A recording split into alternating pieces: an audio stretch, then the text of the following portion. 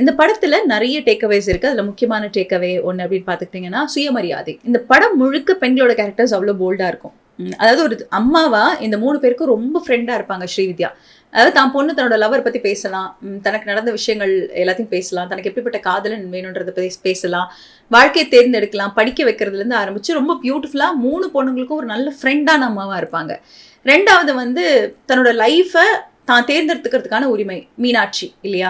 So அவங்க அவ்வளோ போல்டாக இருக்கிறதும் ஒரு பக்கம் நல்லா இருக்கும். இன்னொரு பக்கம் வந்து பார்த்துக்கிட்டிங்கன்னா 2 பேரும் மனசில் பட்டதை பேசுறது. கடைசியாக இந்த வீட்டினால தானே இவ்வளோ பிரச்சனை அப்படின்னு சொல்லிட்டு நிழல்கள் ரவி அவர்கள் இறந்ததுக்கு அப்புறமா அவங்களோட மனைவி இந்த வீட்டை நீங்களே வச்சுக்கோங்க அப்படின்னு ஸ்ரீவித்யா அவங்க கிட்ட கொடுக்கும்போது, இல்லை இந்த வீடு வேணாம், இந்த வீடுனால நாங்கள் நிறைய பட்டாச்சு அப்படின்ற ஒரு இடம்.